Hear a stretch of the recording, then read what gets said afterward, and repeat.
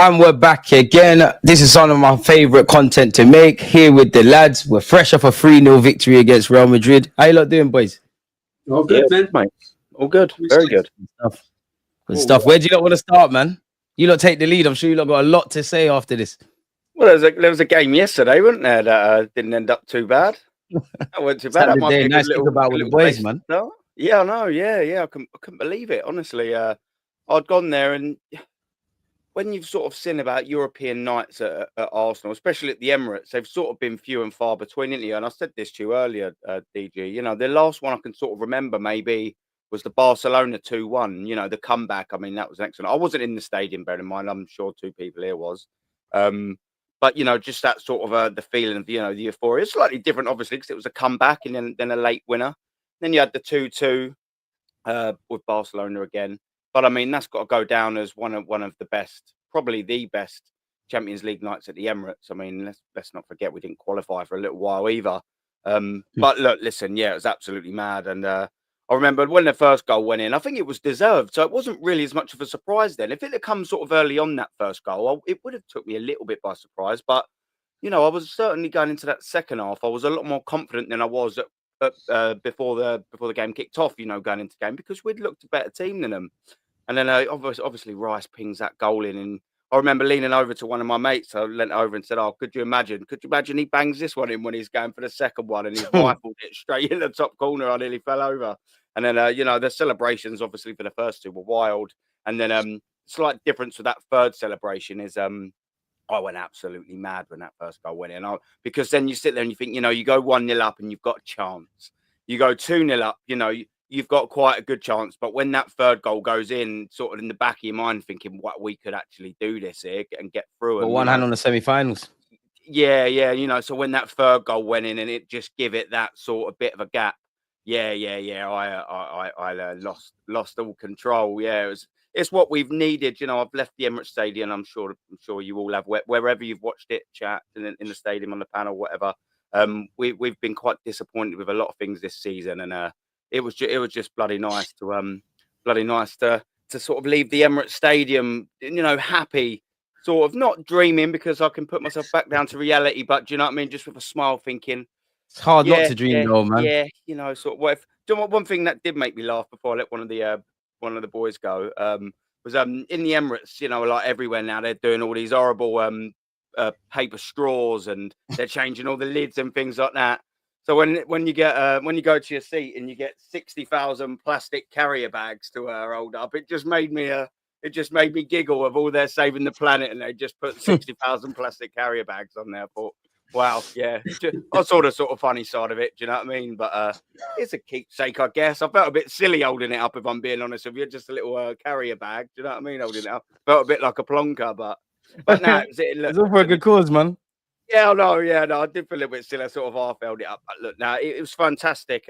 Faultless, you know, pardon me, sorry. You know, it was faultless. And like I said, it's what I've been waiting for such a long time. And yeah, I'll let one of the other boys go. But yeah, cheers as well. Thanks for having me on, DJ, as always. And minor, man, you know, part of the furniture here, man. And, you know, we've had a lot of, you know, quite frankly, we've bitched about a lot of negative things with Arsenal, and they haven't gone away. But it's actually nice to be here off a 3-0 victory. But DJ, B and Kenny, man, Aaron's offered his thoughts. Where you lot at? Well, all I can say is it's just an unforgettable night. I mean, let's be real. You know, the boys, I think, have had a brilliant. I think they've had a good European campaign. I think it's been better than the Premier League, if I'm being honest. If you was to look at the two leagues, I think on the whole, our European campaign has far been better than the Premiership. So on that front, you know, you have to praise the team and the manager, the way they've dealt with life in the Champions League, because it has been pretty good. But yeah, last night was just fantastic, and it's true what Aaron said. I think going 1-0 up, we completely deserved it. You know, we contained them very well. They looked sort of dangerous in bits going forward, but we always seemed in control, and we definitely deserved the 1-0 lead. And then when Declan Rice, you know, got the second beautiful free kick, which I thought was better than the first. Don't know why you don't take the free kicks more often. Yeah, it was just that moment where you just. So normally when a goal goes in, you jump up straight away and you go mad straight away and you lose it straight away. But there was like a split second where I thought to myself, and then it went mad. It was that moment. A while to process. Yeah, it was just a delayed reaction. I'm thinking, has he just done that? Because I've never seen that before, and I've been following Arsenal for years. But yeah, I mean, there was good performances as well. You know, I thought Saka looked exciting, looked lively, which was good. And listen, I'll hold my hands up. I was one that thought, you know, this game's too early for him. You're not alone. The injury, yeah, no, the injury he's had, I don't think we should be risking him. But you know, he came in, and he's the one player that gets you excited. You know, he's the one player that when he gets the ball, you go, something's going to happen. Something's going to happen. Even though he might not be quite on it and back to his fully fitness, you just know something's going to happen. And he had Alaba, like he tore him to shreds, really. Had him on toes. But then that generates through the team, because it kind of, the whole team got lifted when you see Saka doing his thing and drawing free kicks and stuff like that. You could see it just runs through the whole team. Hats off to Saliba as well, because people have been sort of saying he's not really been playing well and he's been out of form, and as his head been turned, he marshalled the back four brilliantly. He was chatting all the time. He kept Kiwior in his place, and I thought he marshalled that really, really well. And apart from the goals, I mean, you've got to give Declan Rice man of the match because of the two beautiful free kicks. But my man of the match alongside him was Thomas Partey. Yeah. I thought he was absolutely flawless. Yeah. I mean, that guy, the way he distribute, he basically showed us why it's important he gets another year extension with his club. I think going forward with the players coming in, you need someone like Thomas Partey in the team. So all in all, a fantastic night. Probably one of the best I've seen since we moved into the Emirates. 100%. Straight away, I said to myself, this is why we came from Highbury. This is why we smashed Highbury down. These are the nights why we moved to the Emirates. Unfortunately, there's not been enough of them. And I still want more. I still want more, because this club needs more of that. But listen, I would say we've got one foot in the semi-final, but let's take every game as it comes, because this night means nothing unless we go all the way. And this is when it comes down to what this club has done over the years. You know, you get built right up to the top, and then you come crashing down again with some bad performances. So we've got to back it up. We've got to chip in with some good performances. We've got to go to the Bernabeu and not be crazy. And I mean, you can't go all guns blazing first 20 minutes. You've got to play a different type of game. You've got to play a bit ugly. Yeah, you've got to quieten the crowd. You've got to be ugly. You've got to give free kicks in the right areas. I'm not interested in pretty football. I'm not interested in a brilliant performance. If we go and stink the place out and Madrid win 1-0, 2-1, don't care. What we can't do is go to the Bernabeu and play to the occasion. Because if we play to the occasion and think that we're hang on a minute, we're the new Real Madrid, we're gone. We could find ourselves 1-0 down to, because if they score early and then score again, and suddenly they only need one goal. But listen, no excuses. There is no team in the land, and I don't care who you're playing, no team at any level should be throwing away a 3-0 lead, and there'd be no excuses to do that. So, no, I'm confident, I'm happy, I'm gassed. I keep watching the free kicks over and over and over again. Same. I keep watching it, and every time I watch it, I think it's going to hit the bar or it's going to hit the post. I still don't think it's going to go in. You know what I'm saying? And so, what can I say? It's all positive, but let's keep our feet on the ground, and let's go into the next game, positive. Yeah, all good, man. All good.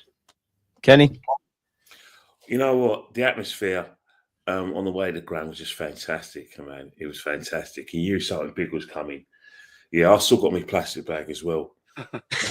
when I have to admit, we rode our luck in the first half because we were making some really bad mistakes out of nerves.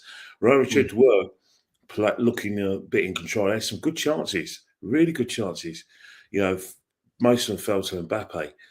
And then we had a good Courtois showed why he's probably the best goal in the world alongside Arteta with the saves he made, especially in the first half. But one thing about Bukayo Saka, he played in very short bursts. He wasn't. He attacked at the right time.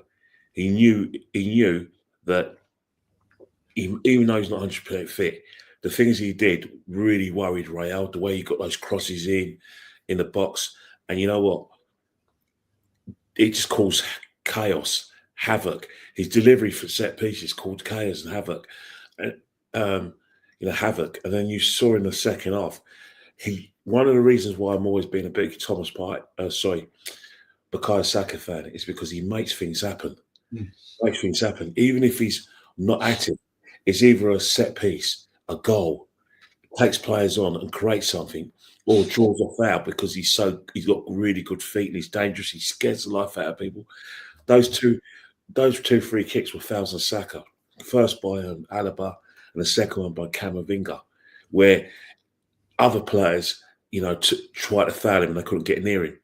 That's probably one of the reasons why people wanted to rush him back, and I can see that. I do worry about his fitness, but especially when he got a kick and they took him off. But I'm glad that they used some sort of precaution. Him, Timber Amras. Yeah. And one thing I will say though, Thomas Partey, I know Declan Rice gets all the plaudits and deservedly so. Free kicks were fantastic, but sometimes when you look at Thomas Partey, I think we're only going to appreciate him when he's gone, and it could be this season, or it could be when he decides to leave. But he's going to be very, very difficult to replace. And you think about last season, one of the reasons why we struggled in midfield against Bayern Munich was because we didn't use enough of him. Yeah, for some reason, he was a sub. Was he a sub against in the second leg? I don't think so. And the second, the first, I don't know if he started or not. Either way, we didn't use him properly, didn't utilise him, and I think that cost us because midfield is where we lost the battle last year. If you look at yesterday, midfield is where we won it, and that's why I'm really, really pleased that we're beginning to appreciate Thomas Partey. And I'm actually more pleased that with all the plaudits that Declan got, deservedly so. He got a mention as well. But the person I really, really want to give a mention, and I've been hard on him, Mikel Merino, because believe it or not, the players my favourite players in the Emirates haven't been actually superstars. My favourite players in the last probably 12, 13 years have been Cavola, because you know how much I love Cavola. My favourite player in the era. Not set against Cavola, and then after that, it's been people like Per Mertesacker, Nacho Monreal. Reason why I say, what Monreal I like? was wicked, mate. You're right. Monreal was cool, but Mertesacker always 7 out of 10 minimum. I'm not talking about football ability. I'm talking about if I went to war, those three people will have my back into war. Per Mertesacker, despite what you think of him as a footballer, he gave everything for this club. Nacho Monreal gave everything for this football club. Cavola was our brain. But now I'm going to put Mikel Merino in those kind of players that I like and that I will rely on. And I know that will never let me down. Will never let the badge down. So what's changed for you then with Merino? What's changed for me is that he's not a striker. He's helping us out. And he's never moaned about, once said, oh, it's not my job, not my job. He just got on with it. Even when people have been on his back. He got a lot of criticism because people thought he was crap in the position that we bought him for. And he just come out, dusting himself down, no complaining, no bitching, no looking for sympathy. And he's just gone and done his job. Those 2 goals against Leicester. Remember, he scored goals before. Remember, Brentford away, he scored against Liverpool. And then since he's come in, just quietly done his work. Quietly done his work. He was very confident now. Quietly. No fanfare. Just goes back to his missus, gets quiet and wins the next game. That is the sort of player I want. I don't need the superstars because then, especially your modern day superstars. Because I tell you what, I've already seen them. I'm not going to get better than Bergkamp, Henry, Pires, Liam Brady. I'm not going to. I accept. I'm not going. We're never going to see those players again. So the players I've always going to be looking for are the players I think are going to have my back when they go to battle, and that's why he's fourth on my list of players I've always going to appreciate. Because of what I've seen, because of the way he's responded, I always defend this player. You'll never hear me slag him off because of the fact that he came in, did a job that he's not suited to, and he got his head down and he's worked and he's scoring important goals. Yeah, we won't win the league, but just think about it, what he's done for the club. My man. He's my man. Yeah, quality. Yeah. Yeah, no, there's definitely good things to say. To be fair as well, I'll second, maybe not to the extent that you're saying, Ken, but I will second the general point that you're making, and that's obviously Mikel Merino does deserve credit. Absolutely. I've been one of. You mean to tell me this panel is positive? Wow, but go on, Aaron. Yeah, I know. Yeah, no, crazy. Well, listen, we just see it how it is. When there's nothing good going on, when there's nothing good going on, you can't say it is. Do you know what I mean? But when there is, man, we'll talk about it. Exactly. What we want, man. I want to talk about Arsenal with a smile on my face. Of course I do. And yeah, Mikel Merino, obviously he's not our long-term solution. And I pray to God that, Perter and Arteta don't, go, oh, wow, he's doing any ideas. Yeah, do you know what I'm saying? But yeah, look, what's he got? Like 6 in his last 8 or 9 or something like that.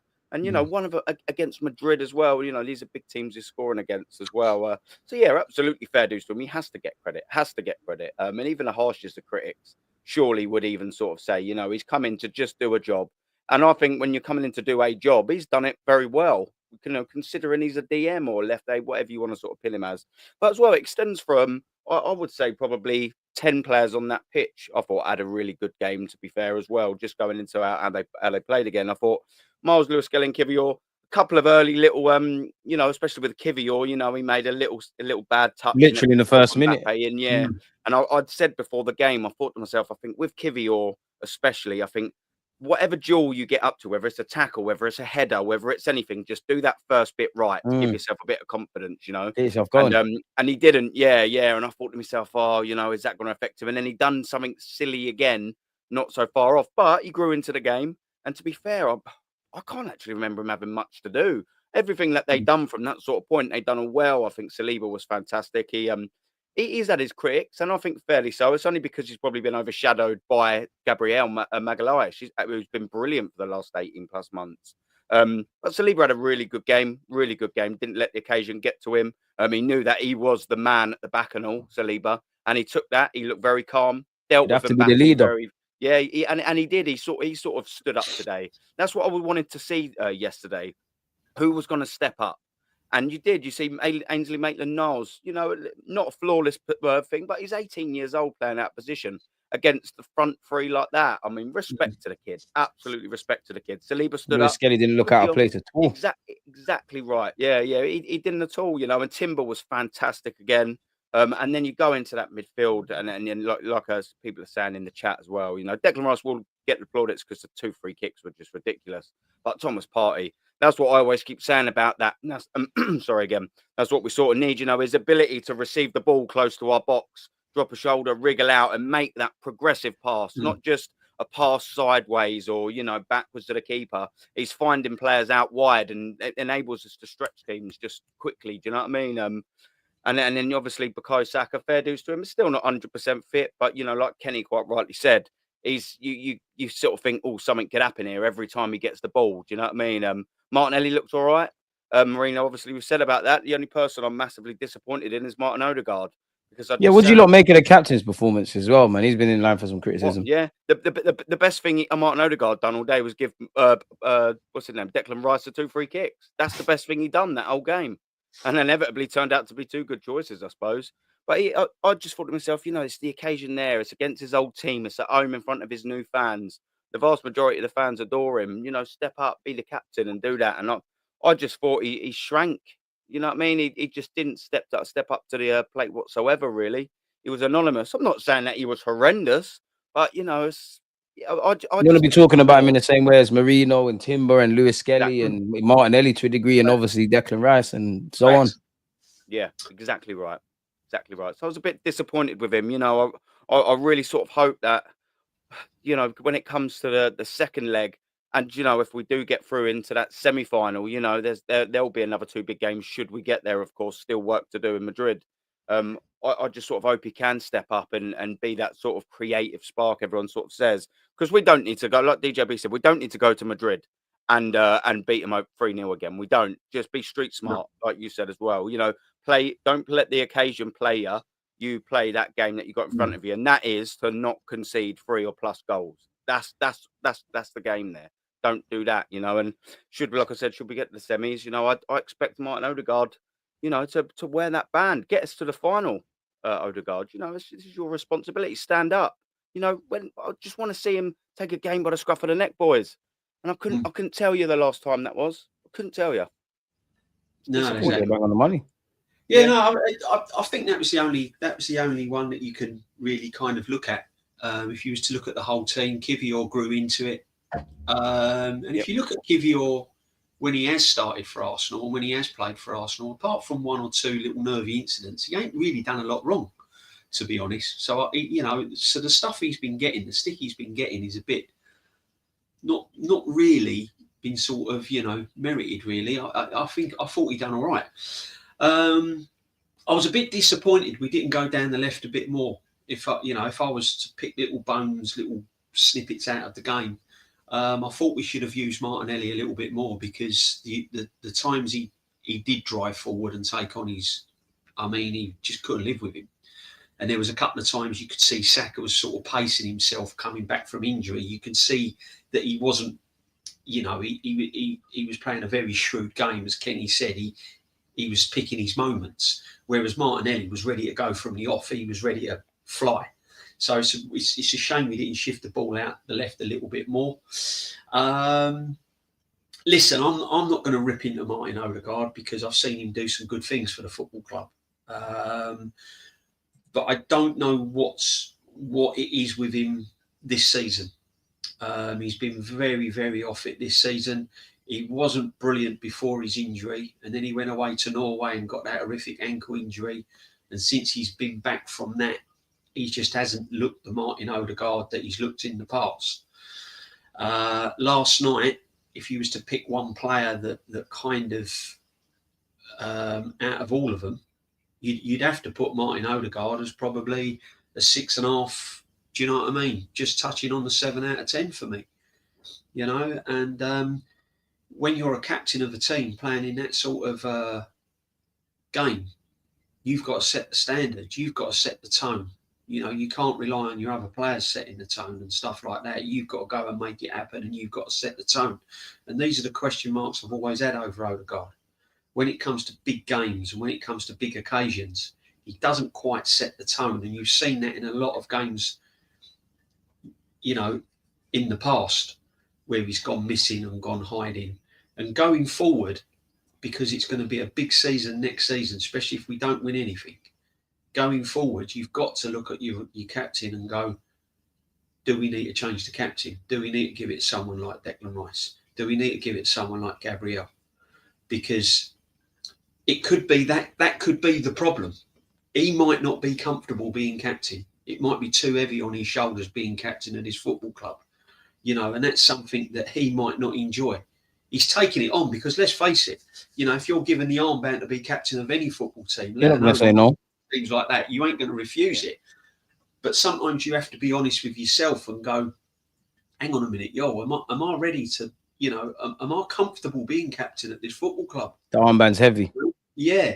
And, you know, and I'm a little bit like that with Martin Odegaard, whereas if that was taken away from him, he might go, oh, right, thank God for that. It's not my, you know, I can now go and do my thing. And what if we strip him of the captaincy, DJB, and he still plays like this as well, like being devil's advocate? Yeah, if you strip him off the captaincy and he's still performing like he's performing, or you move him into an 8 or whatever, I mean, me personally, I would still stick with Declan Rice in the 8, because you saw yesterday he can drive with a ball.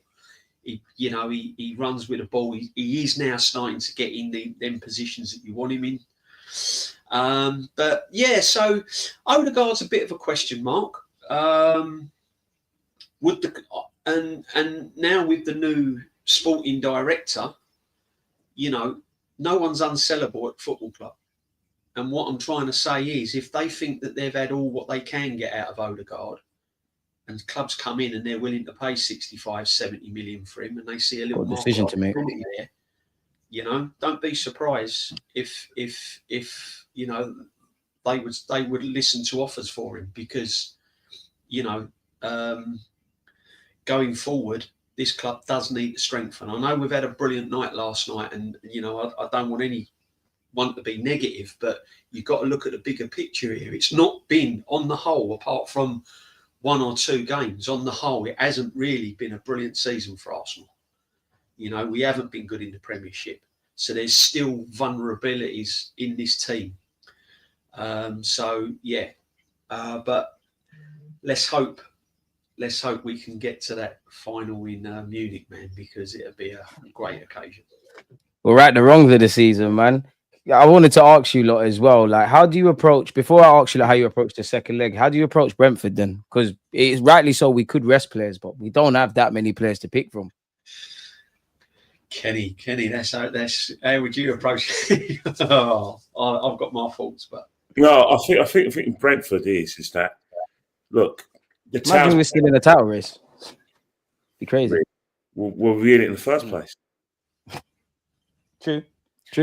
I think the Brentford situation is kind of self-explanatory. Every person, you know, in the fan base has given up the league. We've given up the league. We've made all sorts of excuses why we haven't won the league, but unfortunately, the league is irrelevant now. I'm sorry to say it is irrelevant, especially when you've got a chance of doing something in the Champions League. You specifically brought Saka back ahead of schedule, in my opinion, because of the Champions League.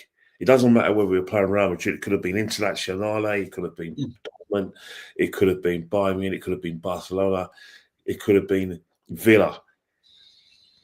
He would have played that game, because we're now in sort of like the business end of the Champions League. So he would have played. So you've got to imagine, you've got to accept that you're going to have to carefully manage his minutes, and that means on against Brentford, and if we prevail, Ipswich, then you've got Crystal Palace. Obviously, you're going to have a free weekend because Crystal Palace are playing at 5:15 against Aston Villa at Wembley. You're going to have to manage his minutes in the Premiership, and it's not just him. You've got to look at your defence as well. Timber always sees getting knocks in big games because he's given his all. So again, I would be managing his minutes as well. So and see what I could do with Declan Rice and utilise Sterling. Utilise him. Have to utilise him. You know, before you criticise him, look at the first half against Everton. Everyone was slagging him off and slagging off Trossard, but they had Everton on the back foot with their pace, and Everton couldn't cope with it. In the second half, when we brought the reinforcements on, Everton were comfortable because there was no pace getting in behind. So at least we can still use whatever pace Sterling has in different positions. Played Mikel Merino as well. He needs rhythm. Reason why he needs rhythm is because he needs, once he's scoring goals like he is now, keep him playing. You know, and you don't need to rest him. And then Saliba, I don't rest defenders, never. So he's been playing as well. Sorry, but why? What for? Saliba's just fit. He hasn't had any major. He only had one minor injury against Liverpool, wasn't it? Something like that. Yeah, I missed a couple of games, but apart from that, he missed a couple of games away from the suspension. In his rhythm as well. So I put him and Kiwior, especially if you're going to be using that partnership for the rest of the Champions League, play them. They need games to get to know each other. You know what I mean? Especially because I was on Sophie's channel last week, and I said all this stuff about, you know, these players should be able to know how we play, obviously, through training. I always say, well, I'm sorry, if you're boxing and you're sparring, it's not like a real fight. If you're hitting the pads or hitting a punch, you don't hit back.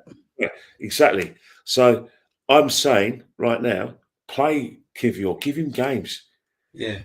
Don't don't mess up that partnership, because they need to have an understanding. Obviously, European football's different from the Premiership, but in terms of like a defensive partnership, it works in all form of games. So for me, utilize your games to transfer strengthen that partnership, and as long as you're in the Champions League, manage minutes of Timber, manage Saka's minutes by all means, Partey's minutes manages as well. Declan seems to be in good form. I know it's a temptation to manage his minutes, but it seems like Declan comes across as a guy who keeps fit by playing. So he'll play him, and then you take it from there. Martinelli could do some minutes as well, so I play him as well, and then that's your team in the league. You're not going to win the league if you drop points. Well, the damage has been done. With damage a long time ago. A long time ago. So, as I said before, if the leg's already broken, so you might as well, what's another knock on a broken leg, eh? Yeah, exactly. No, you put it I like agree. that. I think he's got to manage the minutes. I think he's got to. You can't go silly and start dropping everyone. But I mean, Jorginho can come in. He can get some minutes definitely. And if that means giving Rice a rest or Partey, bring Jorginho in. But I think Kiwior and Saliba have got to get an understanding. I think the more games they play together, the stronger that will be. I totally agree with that. And then you can mix it up a little bit. You can start putting Trossard in that false nine, and perhaps give Merino a little time on the bench, give him some minutes off the park. There's a lot of combinations he can do to still play a strong team, but utilise what he's got and give rest to what he's got. I don't particularly want to see Rice turn out against Brentford. I think he's going to be key again in the away leg. I think Partey's going to be key again in the away leg. So an option could be bring Merino back in midfield alongside Jorginho, see how that fares out, and put Trossard in the 9. Play, bring Sterling on, give Saka some minutes, bring Sterling on, put Trossard on the left. He could do that. Because although Merino's doing a job up front and scoring the goals, before Merino came in, he did try Trossard down the middle and in a false 9 and that, and he could do that again. And let Merino come in the centre there with Jorginho, and that will then give Partey and Rice some minutes on the bench. So, for me, I think he's got to rotate the team. I think this is where managers earn their money. This is what they're paid for. They're paid to 15 million. Yeah, they're paid to make decisions like this now. They're paid to manage games. They're paid to manage players. And this is all part of management. And he's got a squad there. I'd like to see Ben White get some minutes. There's an opportunity there that Ben White can go back in at right back, and you can give Timber rest, because he will be the one player, I think, out of all the players that needs some time out. He's come back from that knee injury. He's played a lot of games.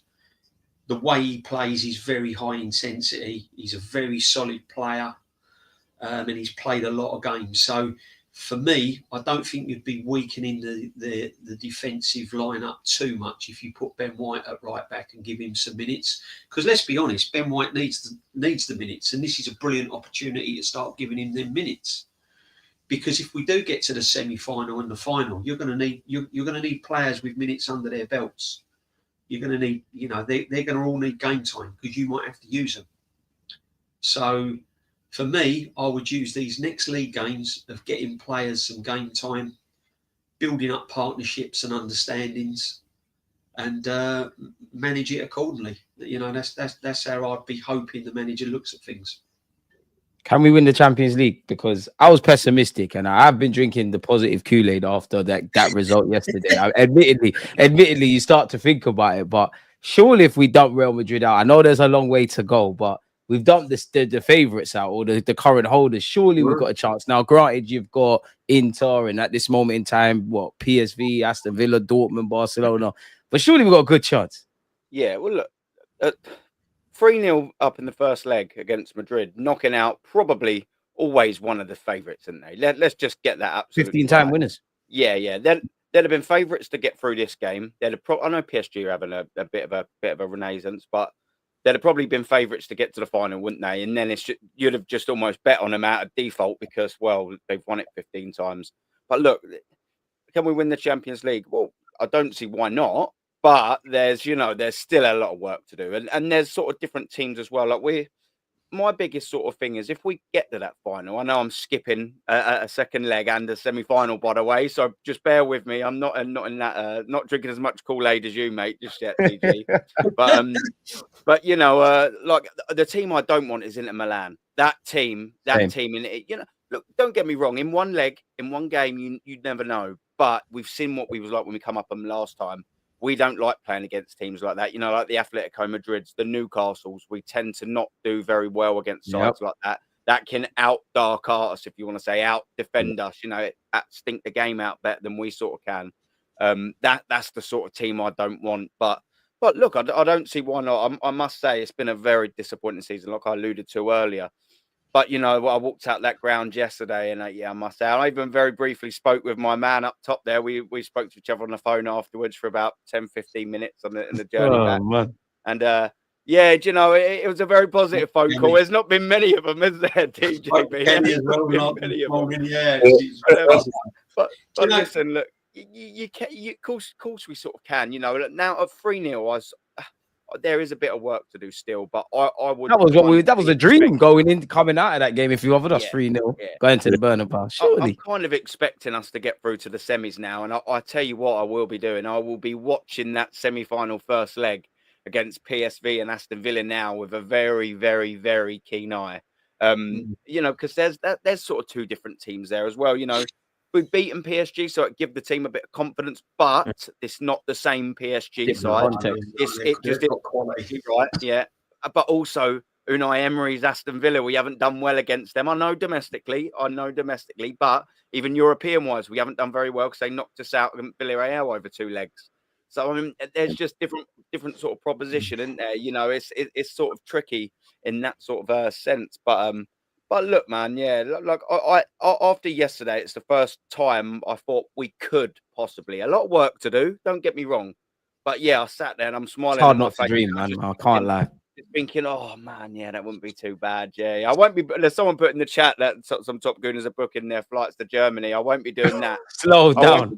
I won't be doing that. Let's get that right. Steady.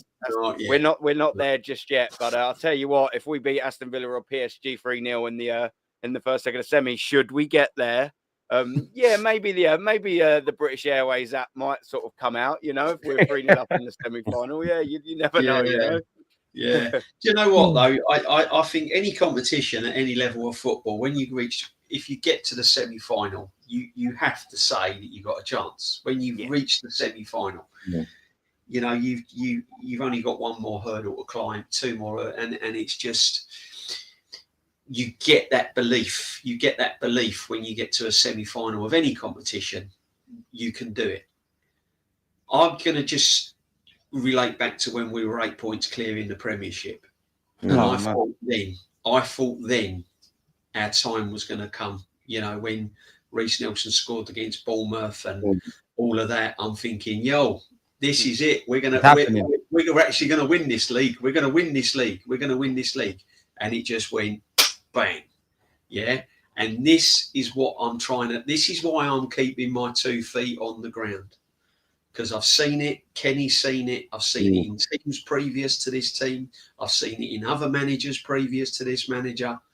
And when you've been supporting the club for so long and you've seen it time and time and time again, be excited, but just keep it calm. Keep it calm. Let's get I know it's an old saying, 1 game at a time. Because the Bernabeu can do crazy things to people. It can do crazy things to footballers. It can do and we've seen it. And they've still got a lot of quality. You can't have men like winning. And they're angry. You don't have men like winning Ballon d'Ors and price tags for Mbappe's and we've seen it. These players can turn a game on its head within a flash. So we've got to you just got to keep a lid on it. Be messed up about last night's result. Be all positive about last night's result. Let's get to the semi-final. I personally would prefer PSG in the semi-final because I think the Villa game would bring it down to sort of like a Premiership type of feeling. And we haven't been doing well in the Premiership. We've been doing well in the Champions League. And I still want that mentality of Champions League football in the players' heads. I don't want to play Aston Villa and then treat it like a Premiership match. Can I just throw this out there before Kenny goes? Let me just lob this out there. Barcelona final again, get a bit of revenge? Well, yeah, exactly. Fuck it, bring him on, man. I mean, I said it on Lee's channel when I popped on Lee's channel last night. I'd rather Dortmund, but yeah. And I couldn't get asleep, so I thought, oh God, I need something to get me asleep.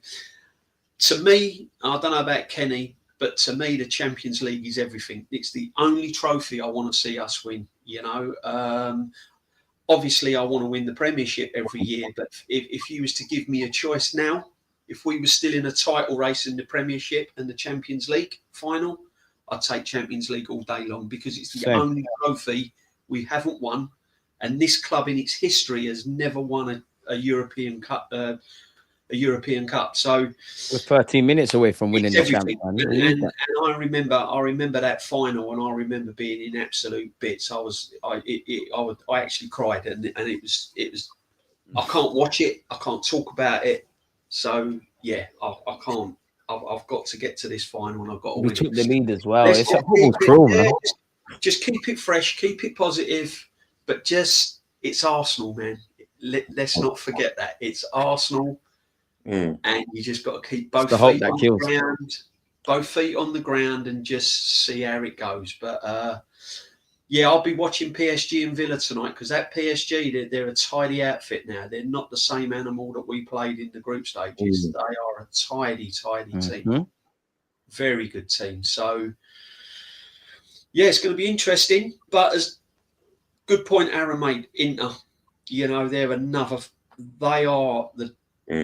doing really, really well, and they're well organised. We need them to go out. Yeah. So we'll see, man. But yeah, let's wait and see. But just keep it under the hat. Keep it's it hard mellow. not to dream, though, man. Mellow. Come on, you young fans, just keep it mellow. Yeah. Oh man, Kenny, where you at with it? Thing is, you're only going to play good teams in a champion. Whoever in the quarterfinals, whoever get the semis are there because they deserve to be. You know, they're all going to have their own journeys. They're all going to want to avoid each other. I don't think many teams in Europe want to play us. And there's no weak teams in there. In terms of can Arsenal do it, it's got to be one game at a time. You know, it's still half time in the Champions League. There's a lot of Arsenal fans because of the fact we haven't won anything for a good few years in terms of like trophies and not winning the league for 21 years. And it's Real Madrid. You sleep with one eye open. You do. True. Or you sleep with the lights on, wherever you want to say. One eye open, sleep with the lights on. And I think that's the situation with Real Madrid. In terms of who I don't want to play, I don't want to play any of them, really. Because let's not forget, a lot of people underestimate Dortmund. Dortmund gave them PSG. They're finalists as well. Very PSG, you know, are going over, home and away. And, you know, in the Champions League, they equipped themselves really, really well and just didn't take chances. Real Madrid just took the game off them last year at Wembley. So you can't rule them out. And then obviously you've got to think about the strengths of Barcelona. Great unknown, if you watch, to those who don't watch the La Liga, they're a great unknown. But they're just doing their own thing. They're playing their way. Hansi Flick is getting to play Barcelona football. You know, kind of lobotomise the rubbish that they were subjected to before, where they were a shadow of themselves. Xavi just wasn't the right man, and they were just awful in the Spanish league. A very poor second Real Madrid, and in Europe they were embarrassing, very embarrassing. This year they got them playing proper Barcelona football. You can't rule them out, and obviously Inter Milan again. That's a team you don't want to play, but let's don't rule out PSG. We smashed them at the Emirates. We played our best performance. Until yesterday, our best performance in Europe was PSG, even though we beat Lewis-Skelly and we've won other games.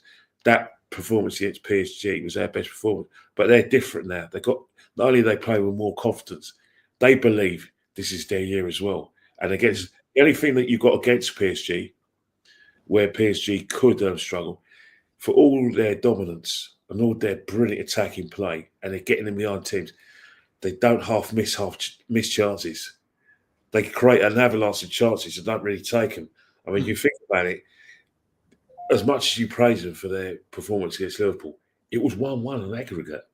And they lost the first leg, and they when they dominated and they drew and they won at Anfield, and they had to rely on penalties, which shows if you hang in there and ride your luck and your goalkeeper's at it, they can lose their heads. Aston Villa, I don't want to play him because that it's a psychological thing.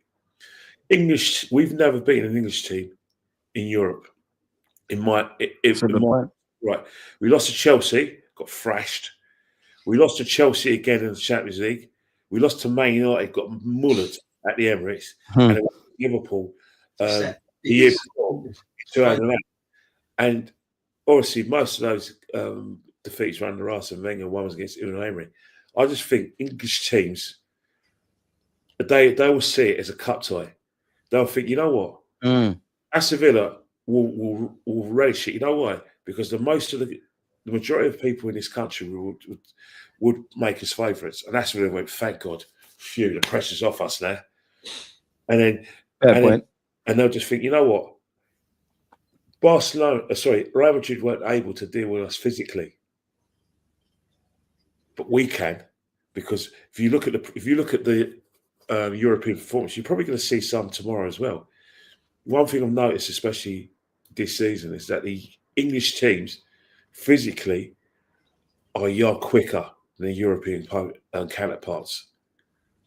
You look at Man United, a team that has been beyond embarrassing. Yeah, they dominated Sociedad. But they actually beat Sociedad comfortably. They got Lyon. Yeah.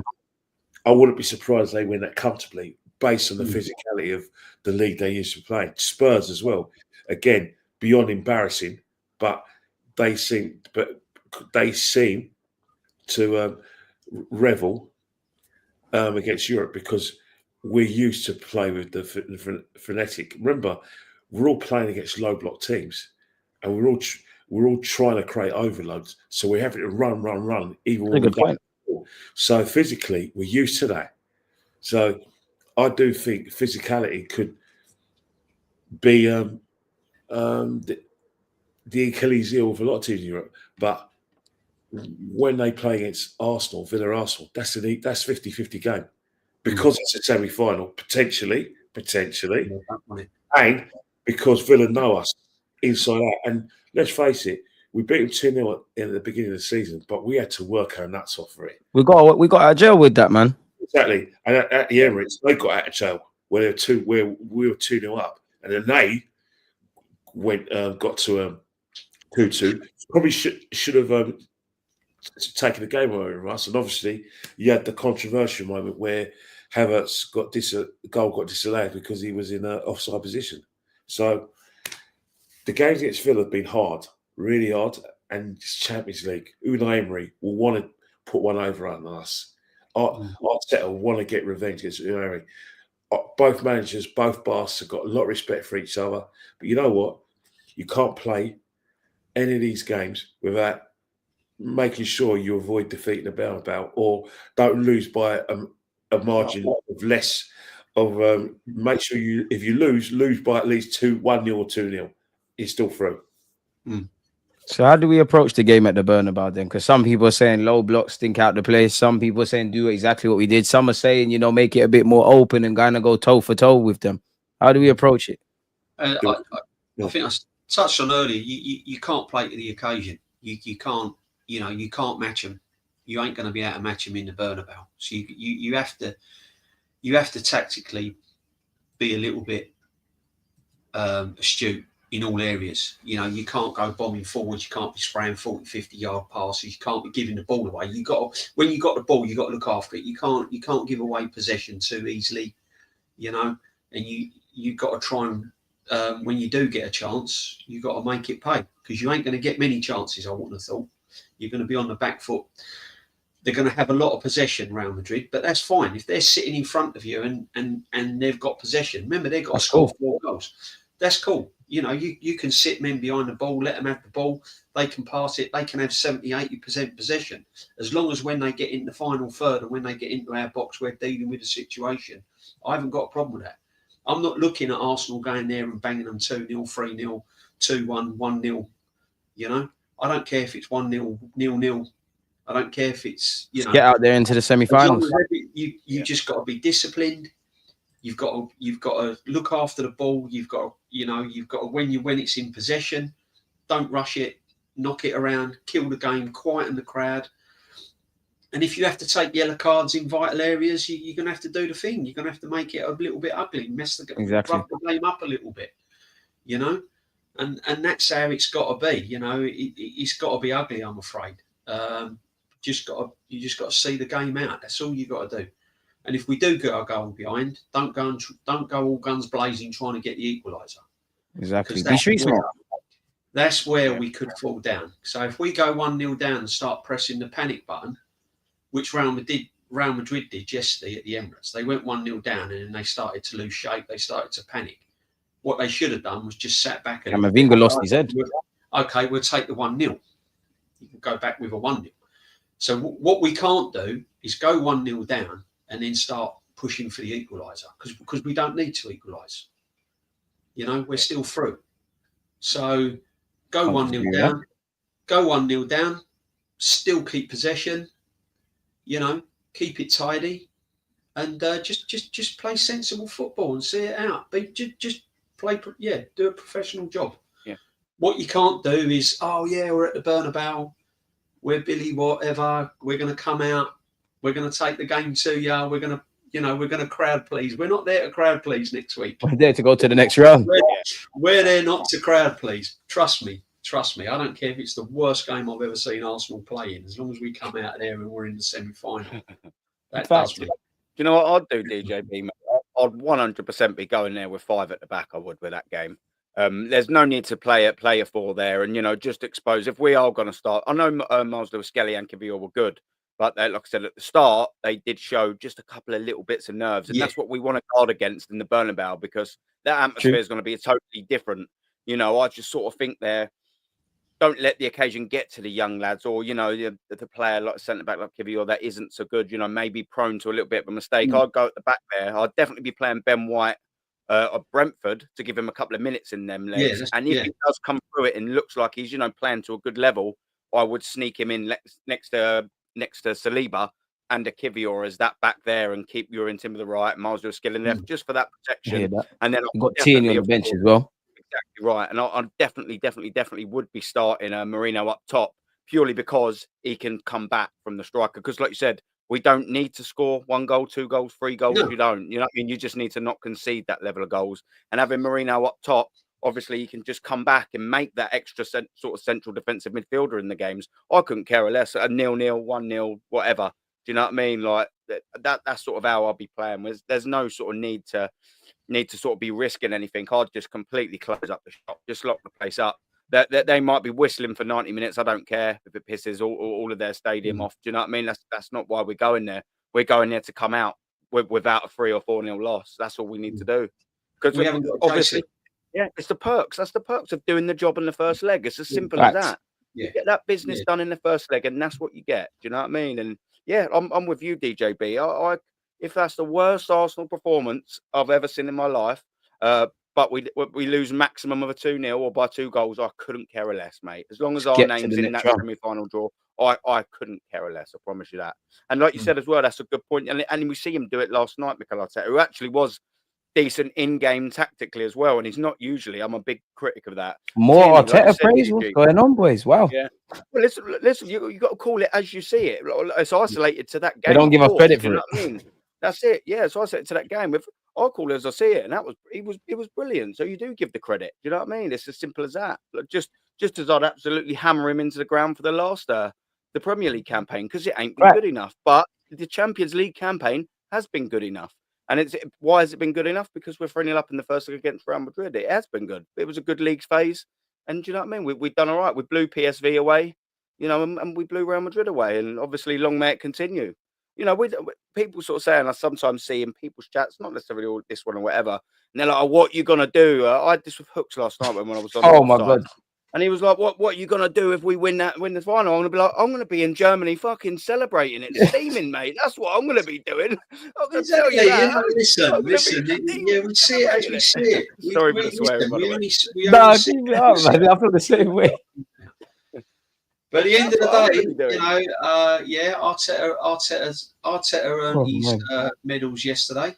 But that's what he's paid to do, and this is all we've been saying. This guy's been in the job for 5 years. He's on £15 million a year. That's his job. This is what he should be doing. This is minimum standard for Arsenal Football Club. This is what he should be doing. People are saying, oh, yeah, we've beaten Madrid. Well, we have beaten Madrid, but let's be honest, we're one of the biggest clubs in Europe as well. You know, not as big as Madrid, but we are a big club. And this is minimum requirements, and this is all I've been saying about this manager. You know, when we beat Madrid 3-0 and teams like this, and when we've played well and when we've beaten that, people come out and go, oh yeah, but look what we've done. That's what we should be doing. That's what we should be doing. I've got my Roy Keane on here for Man United. That's what we should be doing. This is Arsenal Football Club. That's minimum requirement. This is probably what they're saying internally as well. That's the saddest thing about it. This is why people have to face the facts that when it doesn't go right, you have to ask the questions. Yeah. And at the end of the day, the Real Madrid game at the Emirates, if we don't win this competition, will just be a rememberable, fantastic night out. Yeah, that's what it will be. You know, down in folklore, and there's nothing else. It's still trophyless, and then you've still got to come back to ask the questions. What went wrong? Why haven't we won anything? Why did we do this in the Premier League? What happened in the Champions League? Etc. etc. Sorry, guys, I've got to plug my battery in. I'm ever so sorry. So you've still got to. These questions will still have to be answered if we don't get over the line in the Champions League, especially if we get to the semi-final and hopefully the final. So listen, as I said, you praise the manager. He got it spot on yesterday, and he has got it spot on in a few games. But you know, as I said to you, it's got to be questioned if we don't win anything. But no, hats off to him at the moment. But that's all we do, guys. We're not ripping into him every 5 minutes, and we give credit where credit's due when it's due. But that's minimum requirement. It's Arsenal Football Club, and we shouldn't be going this long without a trophy. Simple as that. And that's the thing, man. I wanted to ask you lot as well, going back to the Madrid game. Obviously, I think we deserved our first goal. I think tactically we did what needed to be done. I think Rice scored some great screamers, and I think the build-up from Saka was great. Do you think we took our chances, though? Because I liked Merino's finish purely because it was more kind of akin to what I wanted to see in the first half, because Saka put a number of clear-cut chances away into the box, and I felt we should have put them away. And we did earn the luck. It was a bit of magic for Declan Rice. I did like the fact that he scored the free kick beyond the obvious, because I just think sometimes we kind of go to the script and we kind of need to do things off the cuff. But I just have this feeling that I just feel I'm going to look back at that first leg and think, oh, Saka could have had 2-3 assists. I hope it's not the case. But like, do you make? Well, I mean, we scored 3 goals, but do you not think we took all our chances or should have taken more? Yeah, no, fact. I'll very quickly. I was sitting there thinking we can get a fourth here and totally kill the tie. I thought the fourth goal we could have, if we'd have really pushed it, because Madrid had gone. They was all over the place. Head loss. Seriously, they lost their shape. You know, Rudiger looked injured from the start. He weren't fully fit from the start. You could see he was struggling. You know, the fullbacks were getting roasted. And I was sitting there thinking, if we really want this, we get a fourth here. We can go for and I came out obviously mad to say against Madrid, really excited, but there was still a part of me thinking we could have won that 4-0. We could have come out of there 4 or 5-6. Yeah, you know what I mean. And there was that part of me thinking we've sat back here, we've accepted the 3-0 here, and I'm thinking, you know. So, but then there was a little bit probably in the back of their heads, like, because if Real Madrid had scored and gone 3-1, that would have completely made a whole new kind of outlook to the second leg.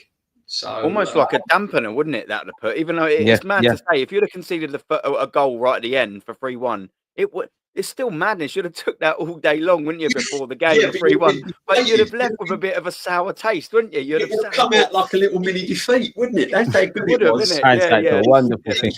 That's exactly right. Yeah, that was my point. But yeah, look, it's been a good night, isn't it? Do you know what I mean? All in all, I'm absolutely buzzing with it. Do you know what I mean? That's what I'm saying. There's a couple of people in the in the chat sort of saying, about not giving anyone credit. We are giving people credit, man. Let's credit when it's due. Well, it's not brown nosing, like. Yeah, that's it. Yeah, that's it. Do you know what I mean? We just got to give credit where credit's due, and do you know what I mean? But they deserved their credit yesterday. They really did. But do you know what? If it weren't for a Courtois masterclass, yeah, wow. Yeah, I mean, we are talking. Yeah. He made, I think, what was it? A triple save against. I don't know if Merino hit all three. I think someone else hit the first one, and then Mikel Merino had 2 shots after. It might have been him, but I'm sure Partey even had a header as well, and Bellingham's cleared one off the line. Alaba, who got ripped a new one, did the same. Guys, that comes back to, can you imagine if we did have a proper goal scorer? Yeah.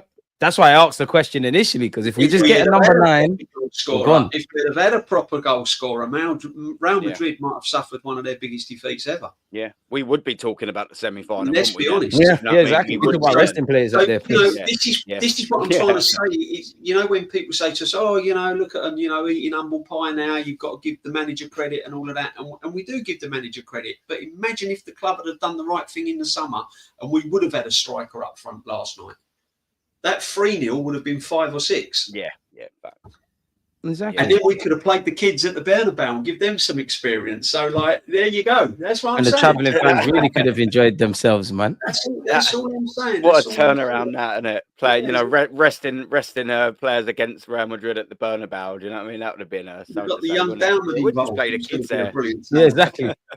Would have been laughing, man.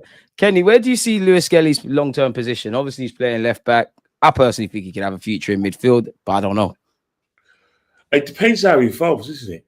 Because I know players like that. They do, when they start a left back, they do tend to play in a midfield, and they go further into because we've got inverted wingers now, because we're all going inverted. Because they've got so much talent, you want them to get more goals. So I think that eventually he's going to be playing in a kind of like a free role in the midfield, and then find himself as an inverted winger. That's where I think he will play. Inverted winger, really?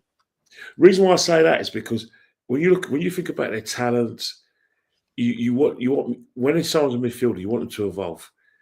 Like Saka, he started at left back. True. And then he went left wing.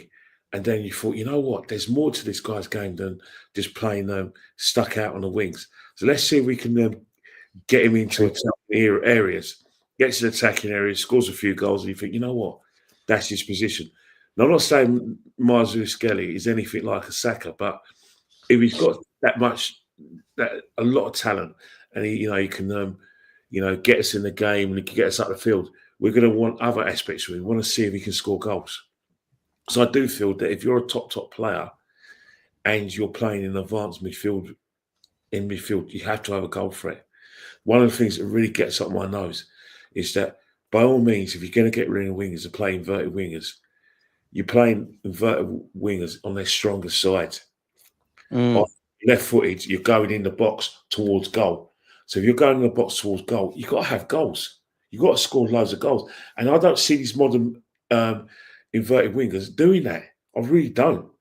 It's like they're not contributing enough with goals, and that's why I think I rate very, very few inverted wingers, and I rate very few midfielders, because I do say you've got to be able to score. If you don't score goals, then there's a lot of that about your game's missing. Jack Grealish, the real reason Pep's cold in him, because Jack Grealish doesn't get in the box enough. He doesn't have the goal stats. If he scored goals on a regular basis, there's no way that guy's sitting on that bench. But he plays Doku because Doku's more direct. Doku stretches teams. Savio as well. And Savio as well. In any form of football, you've got to be able to stretch teams. And that's where I need, further down the line, if he is playing in midfield, I need goals. or stay left back. Fair play, man. My last question for you, I can't find the message, but somebody said hypothetically, who do you lot want in the final? I'm going to say Dortmund because, respectfully, Dortmund, like there's Inter and all these teams in the competition, like. Yeah, do you know what? Go on. You I'm with Kenny. When you get to this stage, no team's easy. You've still got to manage them. You've still got to do a job. And teams like Dortmund can be awkward. Exactly. To be fair, when you play like teams like Barcelona and teams like that, you're kind of naturally up for it. You're naturally switched on because they're big teams, big players, and you've got to perform. But when you rock up against teams like Dortmund and things like that, you just think to yourself, oh, and you get caught off guard, and that's when these teams are dangerous. So Dortmund are no mugs. Let's make what Kenny said. None of these teams that are left, even Aston Villa, they're not. If we get them in the semi-final, none of these teams are mugs. So I just want to get to the final. I'll take anyone in the final, a one-off game, and then I think we've got a chance. So if I was to pick one, obviously everyone will say Dortmund, 100%. But it won't be easy. It won't be easy. Definitely not. Yeah. Kenny, Aaron. Yeah, go on, man. Yeah, I definitely would swerve in Milan. I agree with the boys. You know what I mean? That all teams are going to be a tricky sort of opponent, but Inter Milan's the one I definitely wouldn't want. Like I said, I'd sort of said that before. I think they would, everything that we bring to them, I think they could do better than us. That's with it. You know what I mean? They can defend that bit better. I think they can stick the place out that bit better in their margins, and that's sort of where Mikel Merino, I don't think up front, although doing a great job, I think you need a proper goal scorer to penetrate that defence, not just someone doing a job. Who knows? I ain't got no crystal ball, but you get sort of where I'm coming from. Of course, I just, while you was having a little look through there, I was looking through the tables because I was quite interested to sort of see whether, someone still challenging for the league late on before the final would sort of affect, fatigue, I think there's 4 points by Munich. I know they've got a bit of an uphill task now, losing 2-1 at home to Inter. But, there's the teams that are still in it on the other side of that draw. Bar Borussia Dortmund, I didn't feel as they're like 8th or something like that. They're still sort of fighting for title. So I wonder if that could be, when you're clutching at straws and looking for many sort of positives. I wonder the fact that our league sort of done will give us an opportunity to rest our sort of starting players. Go strong. Just before that sort of game, the hypothetical final, of course. It'd be sort of interesting, but yeah, I'd much rather a sort of a more open playing team that that gonna leave spaces. It's weird when you say, "Oh, I wouldn't mind the Barcelona." It seems mad on the face of it. Sounds crazy, man. But when you win 3-0, you can't say these things today, man. You just sort of see what I mean, though, because I think whilst yes, you still got to bloody defend your asses up against Barcelona, they will leave space, and as we've seen, we can soak up that pressure. We can sort of spin a counter attack, and we can break through, and we've also seen now we can hit a set piece or two. Do you know what I mean? Yeah, which is quite nice. First since 2001, Odegaard against Burnley. So and I couldn't believe it. It was Rice's first one, wasn't it? Yeah, check him out. Go on the boy. First and then the second comes. He's London busted, isn't he? Do you know what I mean? Just comes straight after the other. But yeah, it'd be interesting. But yeah, look, that's the final, isn't it? I'm sort of looking forward to Wednesday, trying to get past Real Madrid first, of course. That's it. Or Wednesday, whatever it is. No, I think it is. Yeah, it is Wednesday because we played on a Tuesday. We playing on a Wednesday. Yeah, you're right. Kenny? In terms of the final, don't talk about finals, Don't do the cop-out thing, man. Don't talk about finals.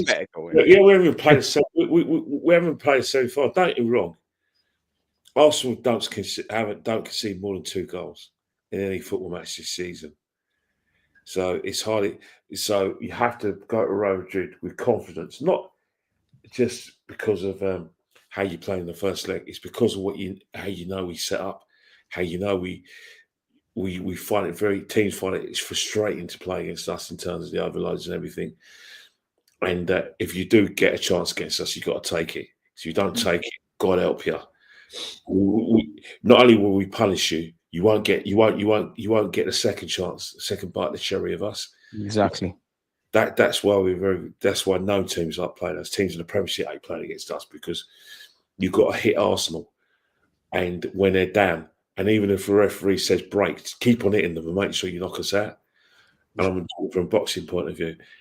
But in terms of the teams, Inter Milan, because of the way you defend, and because they looked like the most compact team, you don't want them. Barcelona play beautifully. And they're intense. They're intense. But who's actually giving them something different? How would they deal with the physicality of us, our physicality?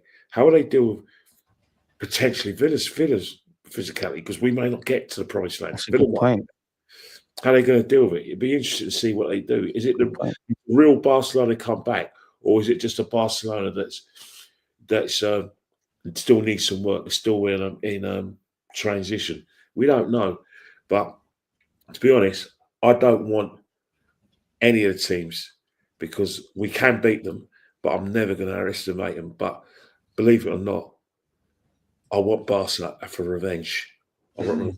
I was in Paris. I'm with that. It hurt me. That's why I asked it earlier. Yeah, I thought you would. I thought you would. I still Terja Hauger. I swear to God, I would run out of swear words if I was to talk about him.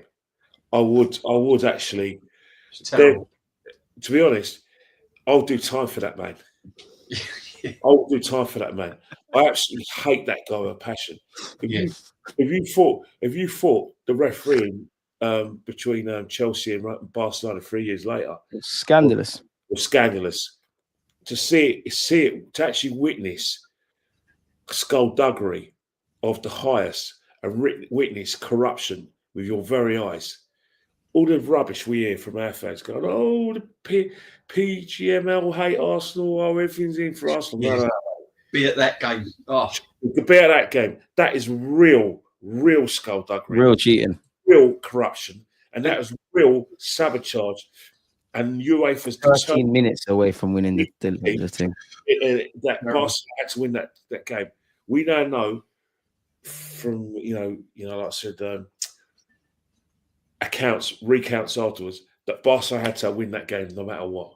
They had to win that game. No matter how well we played and whether we did it fair and square, there was all the equalisers, that referee. He deserves to go to jail for what he did. Yeah, he's awful.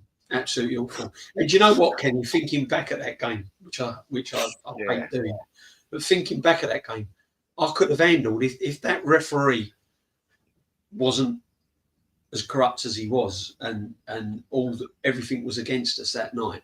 I could have handled going there and losing fair and square against a better team. I'd have been gutted, but I would have been accepting that. But the way we lost that was just criminal. Sour taste in the mouth. That's more than anything else. The bloody guy put the ball in the net. Why did you not just give the bloody goal? Exactly. It was Lewis-Skelly, wasn't it? Yellow card. That put it in the back. The guy off. It's not as if the guy, Julie. Yeah, Lewis-Skelly, yeah. Julie was right in front of me, coming up towards our fans, celebrating, putting Barcelona 1 up. And even then, man, but then again, you've got to talk about Henry, mate. I love Henry. He's the best player we've ever had. Don't slander him, man. Oh, no, you got to slander him. 2-1. If he scored the second goal, we would have gone through. Like Wenger said, I didn't see it, man. You are, mate. It's right in front of me. Why would you? Yeah. It's a Champions League final. It's 1-0. Yeah. It's 10. We only had 10 men. We were running out of legs. If you put that goal you went 2-0. It doesn't matter where we had 10 men. We would have won the Champions League. Henry, what are you doing? All right, you want to give Lehman credit. Like I said, discredit. We got us there, though, man. I know Lehman got us there as well, but you want to slag Lehman off for doing something stupid. But Henry, right in front of the goal, you had Victor Valdes. What were you doing to me? Why are you doing this to me? I remember it. Don't talk about it. Wounds are still fresh. And it was they were courting you, and you went there the next, like the season afterwards. Then 2 years after that, you went and bloody won the thing with them. Yeah, done, man. I'm sorry, Henry. I love you, man, but Bloody hell! He's in front of goal. Henri Thierry. Let's get that to it. final. He come out and said, didn't he? His legs were totally gone. Henri for that. Yeah, you got to be fair. You know, like he'd put in a lot of work, especially in the Champions League, and going down to 10 men and a lot of running. You know, if he was being honest and saying, you know, when he went through on goal, he said he had absolutely nothing left in the tank. I mean, I know what you're saying, Ken. I will be a little bit more forgiving, but He was knackered, man. yeah, no. Yeah, imagine the humiliation of watching Chelsea win the Champions League. And don't get me wrong. Before Abramovich came, the thought of Chelsea even playing the European Cup was a joke. Yeah, they were just a mid-table, weren't they? And then the thought of winning the Champions League wasn't a joke; it was a sick joke. But unfortunately, I went to London Palladium. I watched it on TV, and that sick joke wasn't a joke after all. No. Raiding those Champions Leagues in Hammersmith, in Hammersmith Council, it's a joke. Yeah, we should have been. They were hard times, weren't they? Chelsea winning everything. They were hard times to accept. Look, I love Henri. He's the best ever player. Favour for him, deserves his trophy. But sorry, Thierry, man, just like Liam Brady missing that penalty. When he missed the penalty, yeah, against Brentford in 980. I'm sorry, guys, man, but I can't let you guys off the hook because I love you. You hurt me as well. Yeah, love hurts. It does. Mention it, Kenny. You have to mention it, my friend. Yeah, definitely. And that's hard to accept. Man. You have to. Oh man, I'm getting upset about 2006, man. You know what? We're gonna address those sins. DJ, don't go down in this so many times. I'm doing you guys a favour because let me tell you something now. One of the things I want to tell you guys, and you'll never disagree with me on this. We know why we didn't celebrate the Invincibles enough. We didn't celebrate when we won a title in 2004 because we thought it was going to happen. We didn't appreciate what we had when we won the title in 2004 because 2 years ago we won it. When we got to the Champions League final, we didn't appreciate. We thought it would happen afterwards, and then Wenger broke the team up. So now, 19 years down the line, got to grab this with both hands, mate. Got to. 100%. This is a brilliant opportunity now. This is a great opportunity, and no matter what critics the team's had, you know, no matter whatever, we're in a position now within the next few games in this Champions League. We're in a position now they can become heroes. They can probably become go down in folklore. Yeah. And there was a comment in the chat. Would you have a statue of Thierry Henry? Would you have a statue of Mikel Arteta if he wins? I would, you know, if you win the champs, give him that statue. I don't know where you place it, but listen, I don't care. They could have a statue of Mickey Mouse outside the club. I'm not bothered as long as we win that Champions League, man. They can have whatever statue you want, but not before they put one up as you know the thing about it, right? You ground one up first, then you can have a statue. That's a fair point. But you know what's happened, right? Is that I'll say one thing now. All these people saying that there's been slander on Arteta and that our respect should be as loud as our disrespect for Arteta. Don't you think it's about time the players got the credit? Because I'm a bit sick and tired of him getting all the credit when things go right.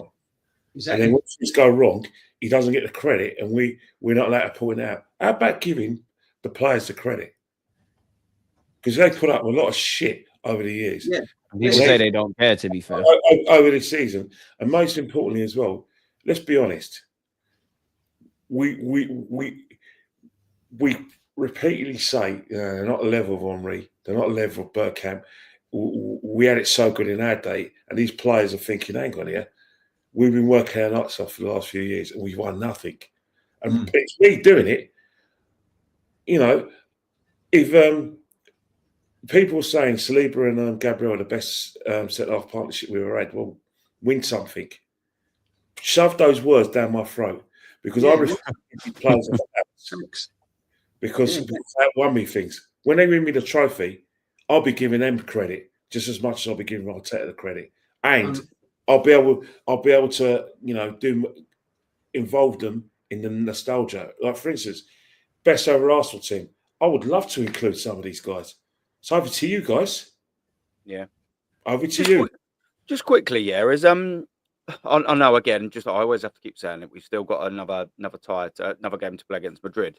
But should we get through to that semi-final, is the draw out in terms of who plays who where first? Like, obviously, we know we'll be playing either That's a good point. PSG or Aston Villa. We know that already. But do we know where the first leg and the second leg will be played? Is that a separate mini draw they do, or is that already? No. That's a very good point. I'd have no clue. There's no more draws. When they did the draw for the last 16, they said there'll be no more draws afterwards. So it's highly likely that they didn't really say because they actually mentioned they mentioned where the first legs have been played. They mentioned it already. But so it's out. So should we get through, we'll know who we're playing where. Obviously, we know that by the result, but like we know if we'll have the Emirates at first or second. Well, again, I can't see it. Home already drawn. I think we need to go back on TNT Sports to see if they've got any archives because they actually did mention where the semi-finals are played. Remember, caution is our best friend at the moment. Let's dream a bit, man. We're going through. Yeah, no, I get that. I'm just a little intrigued as to if that's already. Apparently, we're at home. It is, yeah. So you want to wait first leg. That's how I was just about to say.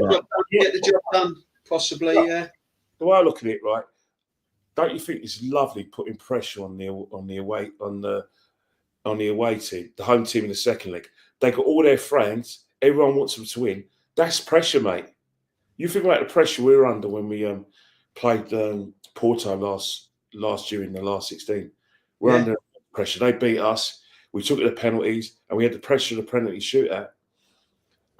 If you're an away team in the second leg of the Champions League and you're leading, you got nothing to lose, mate. The onus is on the team that's playing the home leg of the second leg to do their worst. Just like Real Madrid, they're under immense pressure. They're 4 points behind Barcelona. They're trying to win a treble. And and they're in a League Cup. They're in a Spanish Cup. Pressure on their gaffer too. That's pressure. Where the humiliation of losing the La Liga to Barcelona, humiliation of losing the Spanish Cup to Barcelona, and they got this. They're under immense pressure because let's face it. Not only does Ancelotti's going to go anyway, but you think about these players. You got to remember when you're a Galactico, man. There's always another Galactico to come and take your place. We saw it at Chelsea. Me and my brother used to always have this conversation that it doesn't matter how much Chelsea spend for you and how much they pay you in your yearly salary. It's always a 2-year deal with Chelsea. They give you 2 years. If you play shit, you're gone, and they'll get someone else in. These Jude Bellinghams, Vinicius Juniors, if they come empty-handed and Mbappe, they're under immense pressure. I'm loving it. Thanks. Because some of them won't be in a job next season. They won't be playing for Real. So the pressure. We need Berta to be listening and receptive if they want to sell anyone to us. I'll have Mbappe.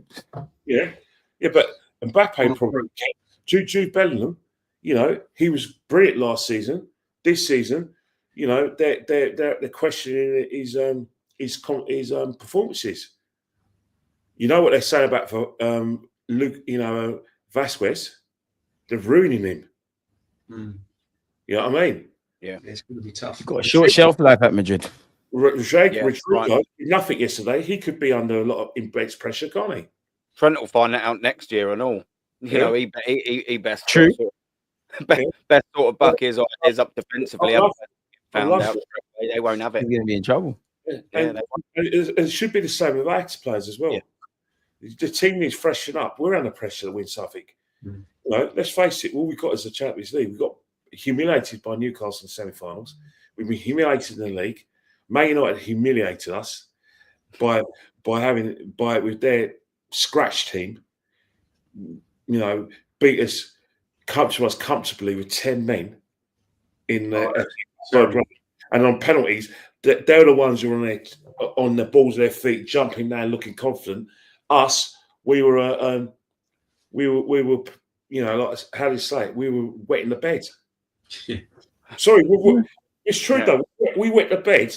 When you count the penalty shootout, we didn't look confident any of winning it.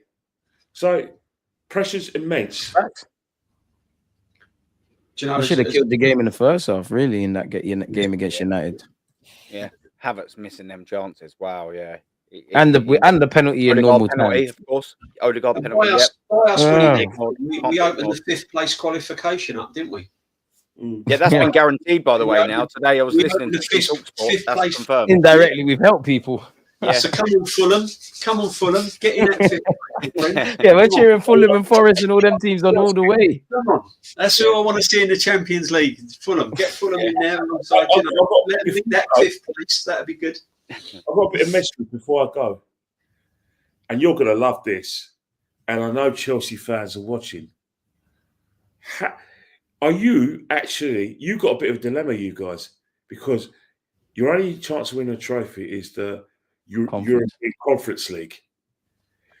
You're going to find it very difficult to openly celebrate winning that, because you're going to have one eye open. You're going to say, well, it's a trophy, but the right eye is going to say, yeah, but it's a Conference League. It's a bit embarrassing. So we're celebrating it. And I love the dilemma that you guys are going to have at the end of this week. Especially because they've won 2 champs in the Europa as well. Or maybe they'll say they've completed the set. Don't laugh at that, mate, because if we don't make the right signings in the summer, mate, we could be winning that Conference League next season. Don't you worry about that. No, but I'll tell you what, we probably wouldn't. Any club wanted to swerve the European Conference League, it was Chelsea. Yeah. They didn't even register Cole Palmer until the latter stages. It's not serious for them. Well, do you remember? Can you imagine it? I know this is another thing. Do you remember when Chelsea won the Champions League? There's a few pork chops who went on Lewis's channel, who had Chelsea pork chops, who actually came to the Emirates and started riding on a gun, celebrating their Champions League win. They didn't go to bloody King's Road because none of them got tickets anyway, but they came to our ground and celebrated them winning the Champions League at our ground, the Emirates. I'm going to forget that. I'm watching that. I'm watching you guys. Just quickly to that KDM who wrote there and there about the 5th spot. Yeah, that has been guaranteed 100% 5th spot. Yeah. But it could actually be 7 teams in the Champions League next season. If Villa slipped out down to 6 and Manchester United won the Europa League, if Villa won the Champions League, they'd be the 6th team, and if Man United won the Europa League, they'd be the 7th team. Wow. 7th team. So there is the possibility of 7. Yeah. 5 from the top 5, of course. 7. And getting it then. You never know. Yeah. One more thing.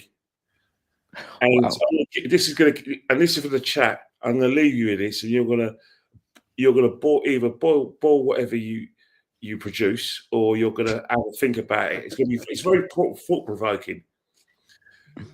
Liam Delap has got a 30 million release clause if Ipswich get relegated, and this is to every football fan, not just Arsenal fans, but this is to Man United fans in the chat, Liverpool fans in the chat, Chelsea fans in the chat, with many, even Spurs fans in the chat. I'll repeat, Liam Delap has got a 30 million release clause. What are you saying, guys? Bring him. But let's get the Gyökeres one over the line first. If you're really on that, Gyökeres, Delap, we could be good. I'd be happy with I'd be happy with a Delap if we've made the big striker signing. If we've got the Gyökeres in, I'm happy to have Delap there as as another person. But I think we need to really strengthen in that area this summer. We need one big signing. Firepower, man. In that striking position before we sign anyone else, get that one in, and then whoever comes in after that is a bonus. And that's the position we should have been in at the start of this season. Yeah. So we need it, definitely. Well, would Delap join us though? Especially if we get Gyökeres. Because it seems like he's linked with United. It seems like there's a shoe in there for you to play. Like it's right there. Like you're gonna play ahead of Højlund. Yeah, the thing is that with the Man United thing, what people don't understand, what a lot of people don't understand is that just because Man United are where they are now, they are still a lucrative club to play for. They're still a boyhood dream for every player to play for. Preach. Let me tell you something now. It doesn't matter how bad Man United are. to play for Man United is still got that ball.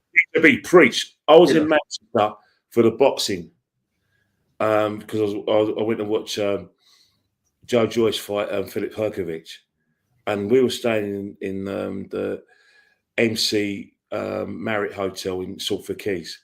Let me tell you something there. If you think Man United are an ex-big club and are a small club, take that garbage and wash your mouth out with soap. absolutely. They are still the biggest club in the world. They are still massive. the biggest club in the world. I was talking to people from Austria, United States. I had a Chinese convoy. I had people from Ireland. I had people from the world coming to watch that team play. That team is still the biggest club in the country. One of the biggest clubs in the world. Doesn't matter how shit the team is, they're bigger than us still. Yeah. And the rest of United. And it doesn't matter how bad they are. If you're a player like Gyökeres and put things like that, and men like Man United come knocking at the door, even though Arsenal, potentially got into a Champions League final and finished runners-up 3 years running, and Man United come knocking, you're still going to think, hang on a minute, I've got a chance of playing for Man United. Do you know what I mean? So there's still that. They still hold that on a lot of clubs. So, honestly, I want to get this Premier League out of the way. It's dragged on for too long for me. But we can't, and I know this is a criticism on the club, we cannot keep finishing runners-up year in, year out, year in, year out. There has to be a point when we,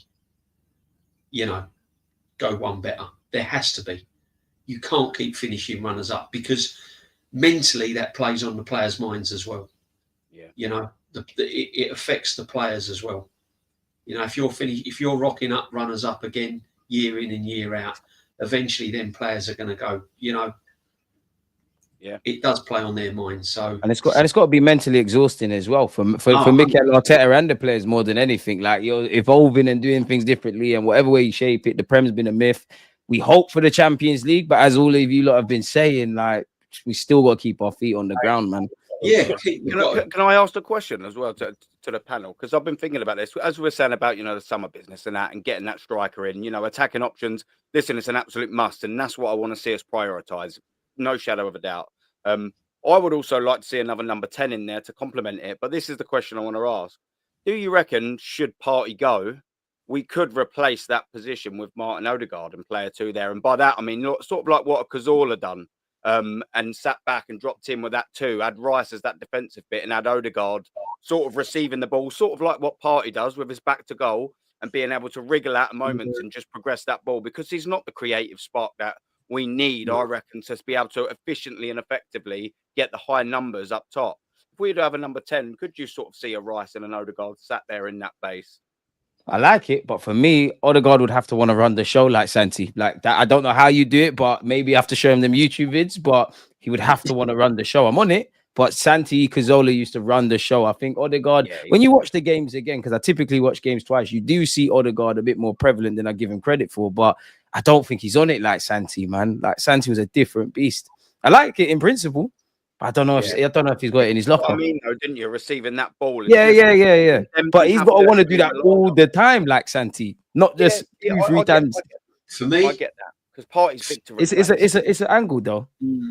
For me on that, he needs to be a bit stronger. To me, he's a bit lightweight for that position. For me, you have to have stronger. I mean, Santi was strong as well. He bossed it in there, but he was strong. He was strong. He'd barge man off the ball and he'd put a shoulder in, and he was strong. I'd like to go and get someone like Morgan Rogers for that position. Yeah, man. I really would, man. I think we need someone like a Morgan. I think we're crying out for a proper central midfield player that can get dynamic runners. Someone to match Rice in that regard. Someone like bursting off the scene, taking on 2 or 3 players. Similar to what Saka does on the wing and Martinelli does on the wing. We need that in a more central position, And for me, someone like a Rodgers rather than an Odegaard coming in. I would, if I was Arsenal now and I was Burton now and offers came in for Odegaard, I'd listen to him, man. Seriously, I know it's going to hurt a lot of fans. I know it's going to hurt a lot of fans me saying it, but I would definitely Hurt listen. me a bit as well. And yeah, I would. I I know would you listen. like I would I listen love to Odegaard, it. man. And as long as they Oh, go yes, and sir. strengthen, as long as they go and get a baller in the right position. If they was to go out and get another number 10, you know, because if you look at a man like Jared Bowen down at West Ham, he's doing special things. He's been doing special things season in and season out for that club. You know, and West Ham have been poor this season, but Bowen's still coming up with the goods. And Doesn't that scare you though, DJB You know? and Aaron and Kenny? Because obviously, like Odegaard's form's been a bit woeful. We hope to see him turn a corner. We know Rice is going to be the 8. Partey is obviously quality, but on paper he's leaving. Jorginho the same. As we know, football's won and lost in both ends, and we all know we need attackers, but it's the engine room, and that's the biggest unanswered question. Because I do think we're potentially letting a lot of experience go through the door, and then another. I just feel there's a lot of gaps in midfield. If I'm honest, big up Merino, but. Yeah, I'm very concerned about midfield and our midfield options. Scary. Yeah, I agree with you. I think there is a midfield issue. I think the thing with Odegaard, the way he's a competent assassin, is that there is a school of thought for a majority of the fans that he's got credit in the bank because of what his performances in the last 2 seasons. And unfortunately, but if the form or lack of form carries on into next season, then yeah, it's time to look elsewhere. Simple as that. In terms of him being a captain, well, I've said it many times, in modern football, you don't need captains, especially when you've got micromanagers like Mikel, Guardiola and Amorim. All they need to do is just toss it and pick which end to kick off from, you know, or within extra time, pick which ends. And they have management group, captain groups and all of that now. They're like 5-7 captains. I'm sure Arteta did that. I swear to God, it's all waste of time. Arteta is it's all myth. When you've got, there's no such, it's just PR garbage. A player like, managers like that. Odegaard's stripped, he'll leave the club, if I'm honest. I don't think it'd be a Xhaka thing. You don't even have to strip him. Trust me, if you make Declan Rice a captain, all he will do is probably run his nuts off and probably point a charge, but he'll have no say. You don't need a captain when you've got Mikel Arteta. Watch him yesterday. He was telling players where to run, telling them like I said, passes to make. You know what positions they should be in. You don't need a captain when you've got. He's there doing this consistently. I must admit, I like that from Arteta. I have to be honest. I do. I don't know why I like it. I like it. Yeah, because but that's the thing. You know, the modern coaches don't sit in the box. Like players need their handheld these days, man. I'm honest. You know, managers stand on the touchline, and some managers keep their gob shut, or others just like Pep, Amorim, and Arteta, direct traffic. Yeah, but having said that, Kenny, that's why I look at Rice with leadership qualities, because men in touchline telling them to cross it on that free kick. Yeah, you know, dink it far post, get it over, get it over. Odegaard telling them to do that as well. And Rice has just gone, do you know what? I fancy this. And Saka's gone, yeah, go for it. If you got the feeling. That's what I was saying at the beginning, DJB. It's like them games need to be off the cuff. Yeah, you know, it's crazy. It was just a magic moment, and that's what you need players to do sometimes. And it's true what Kenny says. They are like robots. I mean, you've only got to look at Pep's teams getting criticised now for what they're doing. But I don't know how you can criticise a man like Pep when he's on 4 premiers on the bounce. If Pep can be criticised, the game's gone, man. Find it difficult.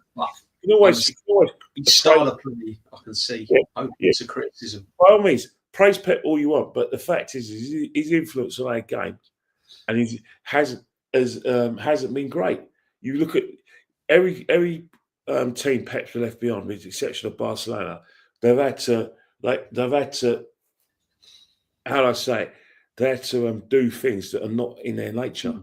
And then after he's left, they had to ask you a question? Because when Wenger came in, right, he had a big influence on the Premiership, how things were played and how teams used to play.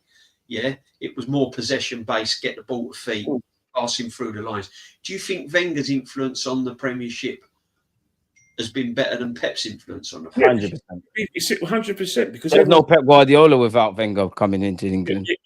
I'll tell you why. Because the reason why is because everyone's playing attacking football. You can't say for 1 minute under Arsene Wenger and Sir Alex Ferguson we saw stars, we saw movie stars, we saw players with natural ability performing, expressing themselves. Even West Ham had players like Di Canio. In today's football, under Pep, Amarin and Arteta, you don't see these players. They're all how I say it. They're all tactical robots. They're all position footballers. There's no panache. It's a physical thing now, man. Wenger actually spoke about this. Is we look at the physical qualities. Like obviously Declan Rice has a technical level, but the first thing you look at is how the box to box and all of that sort of stuff. Even Odegaard, who's an artist, is a bit of a robot. Even Fabregas, even Fabregas, I dislike is talking about football today and how there's no stars, that it's all robotic. Even Capello is saying it. I mean, if you think it's just me saying it, fine. But when it's other people who say it, and then you've got Gary Neville finally admitting what I've seen the last few years. Do I blame Pep? Damn right I blame Pep, because I'll tell you one thing, and if Jose Merino was doing what Pep's done, you would have killed him. But is it his fault, Kenny? Because everybody's followed Pep then. Even everyone's followed Pep, but the fact is that I blame Pep because simple reason is that everyone's following him. But come on, when you see teams in lower leagues playing like that, come on, really? That's why Klopp stood out though, because he was like woof, wasn't he? He was like heavy metal, as he called it. Different. That's why Klopp's teams were exciting. That's why I used to love watching Liverpool. You can't tell me that you've enjoyed a game in the Premiership. You can't enjoy that condensed. Yesterday was the first game of football I actually enjoyed in a while, if I'm honest with you. You know, and that's what's going to be happening. That's what's going to happen. The fact is with Pep as well, is that he went to Bayern Munich and he changed the way they played, but they still didn't do anything in Europe. The best they got to was a semi-final. Yeah. After he left, it took about 3 years to realise, well, this is Bayern Munich, and we need to get our identity back. And then they went back to basics. And I don't think Man City obviously will play that way because of the success he's brought. But the reason why I'm always shit against Pep was the fact that the evidence was there when the way he broke up Rijkaard's team and made it robotic by getting rid of Ronaldinho, Deco. So the list goes on. Yeah, a lot of them. Look what he did to Henry. He got 24 karat gold and just sits down the wing. Yeah. He subbed him off for not listening to him once. I think Henry spoke about that. Grealish. Look what he's done with Grealish. He's a mad bastard, man. Come on.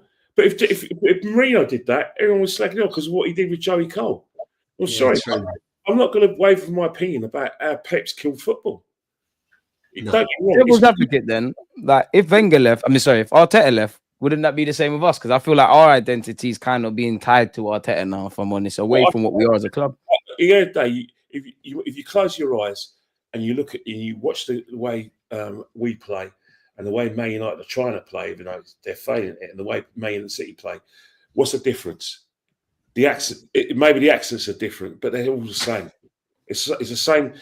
It's true. Inverted attack, inverted wingers bullshit. It's the same low block bullshit, and it's the same. Let's not play a long pass. Let's play short passes. Let's not cross a ball, and people just stand for this crap. Really? That's a good point. To be fair, if anything, it's the lower clubs in the Prem that play exciting football, like the Brightons, etc., etc. If I'm honest, I don't know why that's the case. But yeah, football as well this season. You know, Bournemouth have been really good to watch. Bournemouth's another one. Well, it'd be interesting. What I can't understand is when these clubs like Leicester and Southampton have tried to play it and just play to your strengths. I'm sure you're trying to survive in the league. You'd have got more points. The Premiership's been poor. It has been. Look, I'm not disrespecting because someone has to win it, whether it's been poor or whether it's been brilliant. Someone has to win the Premiership. So, hats off to Liverpool. You deserve it. If you finish top at the end of the season, you deserve it. But as a spectacle, it hasn't really been good. I've been disappointed with the teams that have come up this season. I think they've been awful. Yeah, the gap's massive now, and let's be honest. Yeah. I know it's an awful thing to say, and I shouldn't really use the analogy. But then I love to say it. But these teams, they're thieves. They're thieves. Leicester, Southampton, and they're thieves. They're nicking their wage. If they're going to produce this crap, Yeah. what are they coming up and producing this shit? Oh, they've been terrible, haven't they? It's true. It's true. These clubs have accepted that parachute payment 3 months ago, haven't they? They're nicking their wage. They're just happy to be here. Where's the competition? They're happy to be here. So Norwich were like that. They would like to go up, go down, go up, go down, and Just the avenue. And it can be done because look at Brentford. Look at Brentford. Look at Bournemouth. Look at teams like this. So it can be done. You can establish yourself in this league if you do the right things and just play to your strengths and just and sign one identity. You know, at Swansea, that's why I shake my hands with Swansea. They came up, played their way, played with a bit of depth. Look at them. Bournemouth have come up and they tried to play and tried to compete. Aston Villa came back up and they tried to compete. What the hell is going on?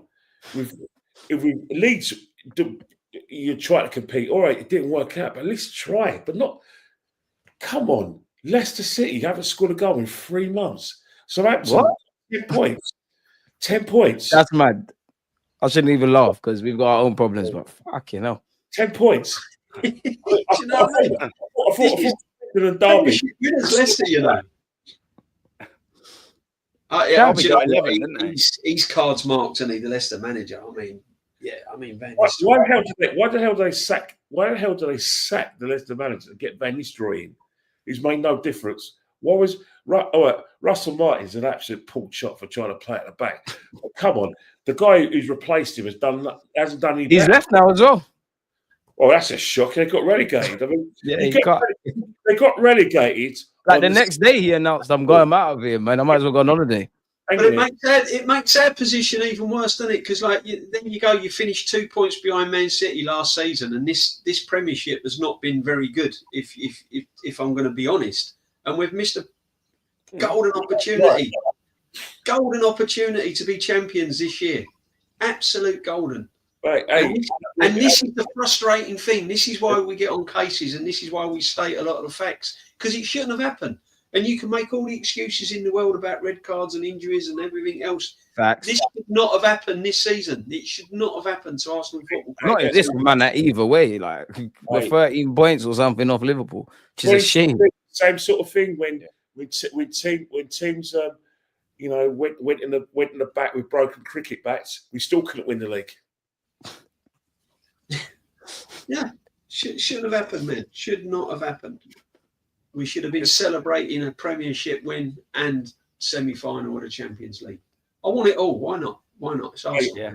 Well, at least a domestic trophy like the FA or the League Cup, really. European Cup, and end all these arguments and these debates. And just think, you know what? I watched the clip. This is the mentality though of certain players that have won things over the years. I watched some TNT interviews. Who was I forget his name now. Was it right? It wasn't Rijkaard, was it? That was on TNT last night. Seedorf. Yeah. And when they interviewed, because I wanted to listen to what Rice had to say about his goals, and I think one of the questions was like, "Do you think you can win it?" And he went, "Well, yeah, think positive. That's what you got to do. This is you've got to paint Seedorf was saying. At least half the job.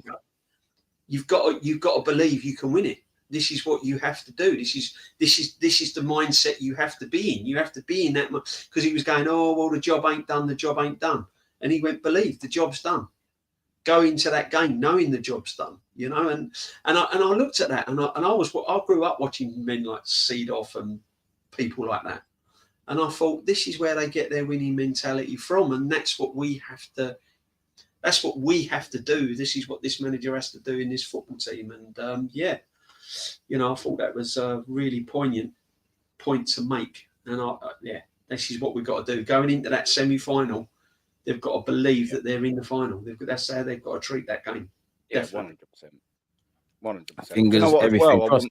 I wouldn't mind as well, obviously, not just like winning that competition. But how painful is it, boys? It sitting in the stadium when you're 5-1 up against Man City and you're beating Chelsea and they're singing "You're champions of Europe." You'll never sing that. I said that on my stream earlier today. Yeah.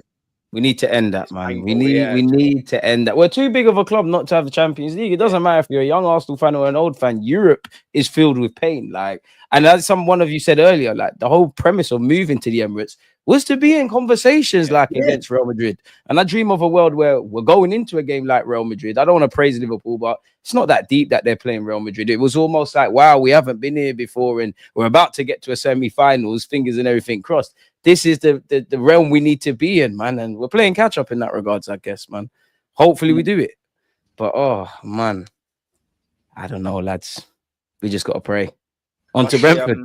I see on BBC, I just checked 2 hours ago, Ethan Nwaneri's in talks for a new deal. That's a nice little bit of positivity. Lewis-Skelly, Saka, Saliba, get the new deals, but get the Gyökereses in, and we might be able to dream of going one better next season at the fourth time of our league. Get these young players on good deals. Get them on good deals because they're going to be worth loads of money. So get them. Especially Lewis-Skelly. He's an England international now, like in his pocketed Rodrigo, like flipping out. Yeah, definitely. Get the assets built up. Definitely. Yeah, you got to do that, especially with them too. You know, they're not contract number one and number two. Yeah, that's it. Yeah, that's what I was going to say. Yeah, but they're important. Getting them on 4 or 5 year deals. You know, and I don't know what you mean by good deals, DJB, but I don't want to start giving them 100Ks because that's where we keep suffering. No. Don't get silly. A nice little 50, 60 granders. You know what I mean? Yeah, must be nice as a teenager to get that. Fucking up. And you know, a little 50 grand and all that, and you say, do you know what? You do it next season, we'll give you 80 grand or 100. You know, Nwaneri. Like Saka, he's always getting give them incentive. Yeah. Just say to them, you do the business. You do the business. We'll give you some more money. You do this, we'll give them some more money. I want to see this football club act like a football club and not just give them silly wages just to attract them to a contract. We've done that with Martinelli and earn their money. Yeah, especially with Martinelli, DJB. Martinelli's the best example to use because we signed him in. He was on 35k. He had a fantastic season under Emery, 70k. Totally understand it.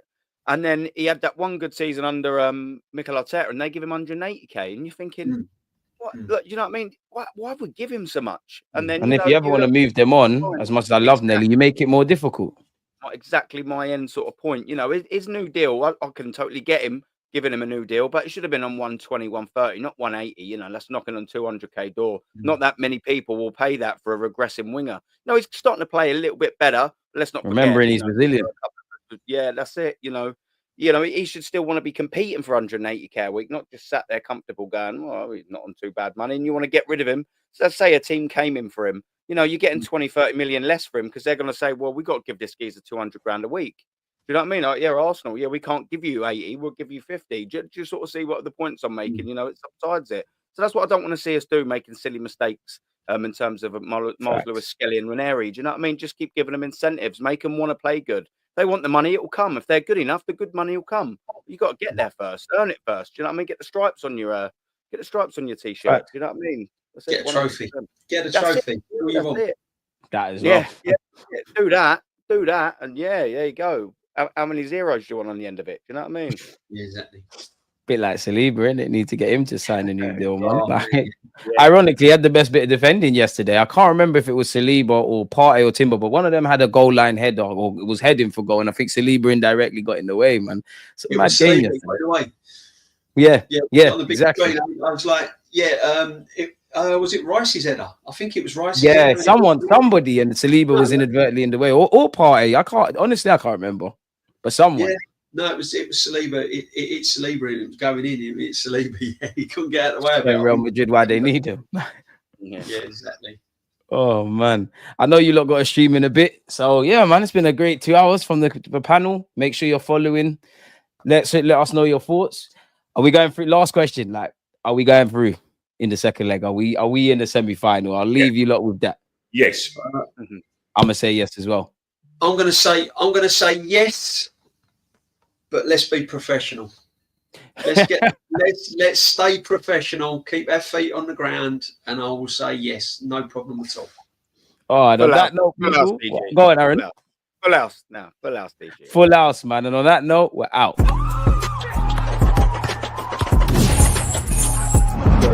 Always